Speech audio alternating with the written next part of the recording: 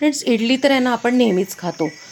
डाळ तांदूळ भिजवून फर्मेंट करून त्या पिठाची किंवा मग रव्याची इडली. पण कधी तुम्ही आहे ना काकडीची इडली खाल्ली आहे का? नसेल तर नक्की आहे ना ही रेसिपी ट्राय करून बघा.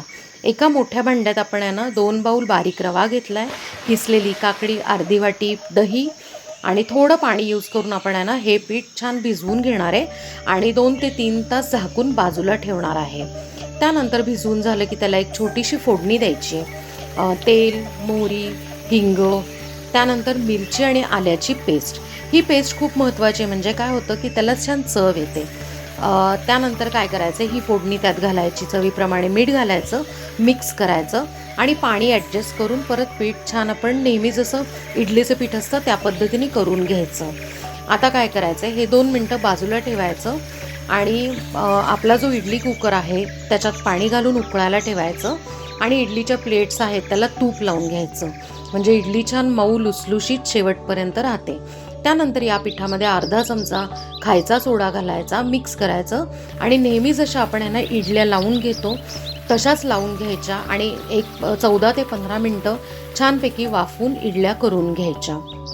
आता ह्याच्या पुढे तुम्हाला दिसेलच इडलीच्या जे प्लेट्स आहेत ते गार झाले ना की मग काय करायचं, एका वाटीत थोडं पाणी घ्यायचं, त्यात चमचा बुडवायचा आणि त्यांनी इडल्या सगळ्या काढून घ्यायच्या, म्हणजे छान परफेक्ट निघतात, तुटतही नाही.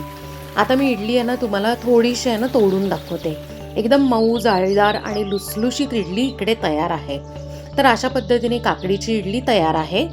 इथे आपण आहे ना नीर चटणी करणार आहोत. नीर म्हणजे काय तर पाणी. तर अगदी पातळ चटणी आपण करणार आहोत, जी स्पेशली आहे ना साऊथ इंडियन घरांमध्ये किंवा बेंगलोरला जे कॅफेज असतात तिथे सर्व केली जाते. तर इथे पहिलं काय करायचं आहे, एका मिक्सरमध्ये भरपूर प्रमाणात ओलं खोबरं आणि डाळवं बारीक करून घ्यायचं आहे. ते बारीक करून झालं की त्यात ना चिंचेचा तुकडा, आलं, मिरची, लसूण आणि कोथिंबीर घालताना अगदी थोडीशी घालायची आहे, कारण या चटणीचा कलर लाईट ग्रीन असतो. त्यानंतर चवीप्रमाणे मीठ, थोडीशी साखर आणि छानपैकी आहे ना चटणीची पेस्ट करून झाली की भरपूर त्यात पाणी घालायचं. चटणी या पद्धतीने जसं आहे ना व्हिडिओमध्ये दाखवलं आहे त्या पद्धतीने पातळ करून घ्यायची. आता या चटणीला आपण छान फोडणी देऊयात. एकतर ना खोबरेल तेल तुम्ही यूज करू शकता, नाही तर रेग्युलर तेल. त्यातनं जिरे, मोहरी, उडीद डाळ, कढीपत्ता, थोडासा हिंग ह्याची आपली चुरचुरीत फोडणी देऊन घ्यायची. अशा पद्धतीने काकडीची इडली आणि नीर चटणी इथे तयार आहे. तर ह्याच्या व्यतिरिक्त सुद्धा भरपूर आपल्या चॅनलवर पदार्थ आहेत. नक्की सबस्क्राईब करा, शेअर करा. थँक्यू.